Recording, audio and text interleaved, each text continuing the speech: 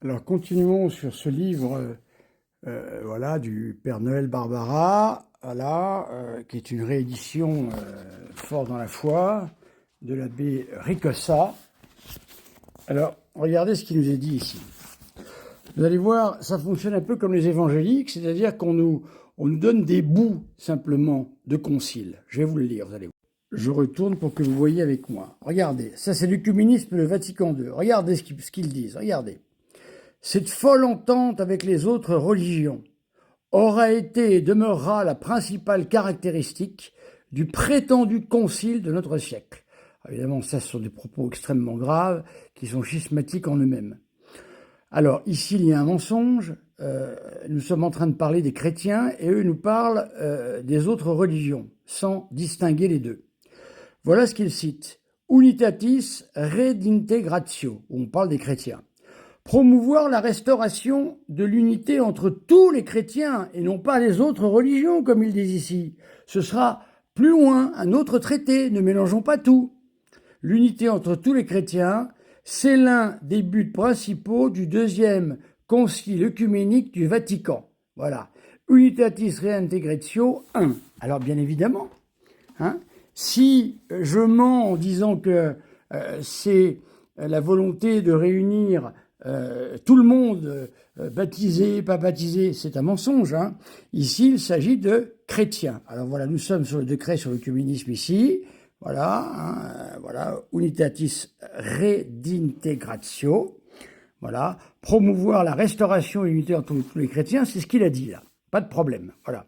On nous rappelle cependant que, eh bien, les chrétiens divisés entre eux doivent trouver l'esprit de repentance et le désir de l'union.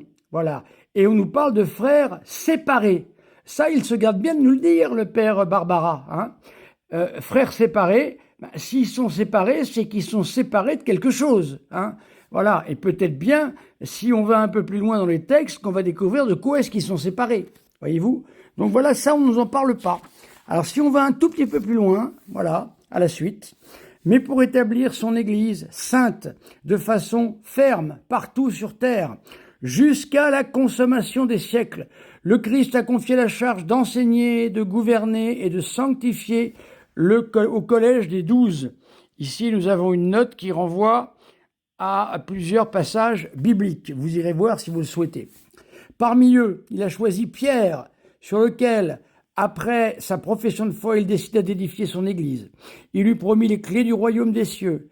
Et après sa profession d'amour, il lui confia toutes les brebis, etc., etc. Voilà. Jésus-Christ veut que son peuple s'accroisse sous l'action du Saint-Esprit par la fidèle prédication de l'Évangile, par l'administration des sacrements et le gouvernement dans la charité accomplie par les apôtres et leurs successeurs, à savoir les évêques, ayant à leur tête le successeur de Pierre. Et il en parachève la communion dans l'unité, dans la profession d'une seule foi, dans la célébration commune du culte divin et dans la concordance fraternelle de la famille de Dieu. Ainsi, l'Église unique, troupeau de Dieu, l'Église catholique bien sûr, comme un signe levé à la vue des nations, mettant au service de tout le genre humain l'évangile de la paix, accompli dans l'espérance, son pèlerinage vers le terme, etc., etc.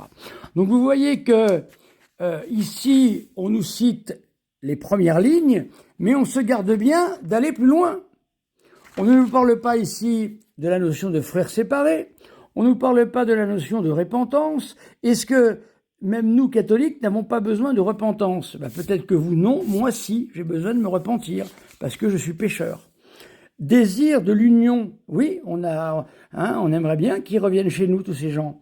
Et les frères séparés, ce qui n'est pas dit par le Père Barbara. Et là, nous voyons sur plusieurs lignes, qui n'est rien par rapport à ces deux lignes que nous cite le Père Barbara, eh bien, la désignation de l'Église catholique. Voilà, mes amis, voyez-vous, encore, eh bien, encore un mensonge, voilà, qui nous est fait. C'est la stratégie habituelle.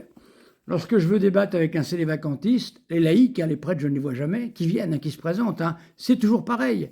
Ils viennent avec 3 lignes, un petit bout de Vatican II, voilà, on prend le petit bout de Vatican II, et puis avec ça, on m'attaque. Souvenez-vous des paroles d'un ennemi de l'Église, Voltaire, hein, qui disait « Donnez-moi un bout de phrase et je ferai pendre n'importe qui ». Ben voilà, c'est pas difficile comme ça. Voilà mes amis, encore des mensonges, toujours des mensonges par omission, des mensonges par action, en toutes sortes. Voilà. Qui sont les loups ravisseurs? Les pères conciliaires ou bien ceux qui vous disent que le concile a erré dans la foi? Voilà la question.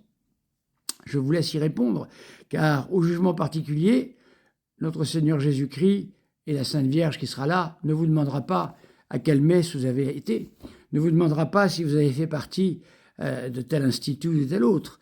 Il vous demandera si vous êtes dans l'église du Seigneur. Sinon, il vous dira « Je ne vous connais pas, hors de moi, je ne vous connais pas. Mais on a fait plein de choses, c'est l'évangile. Je ne vous connais pas. » Ben, bien sûr, vous n'êtes pas dans l'église du Christ. Mes amis, si je prends la peine de faire tout ce travail, c'est pour vous pousser à comprendre que vous êtes en dehors de l'église où il n'y a pas de salut.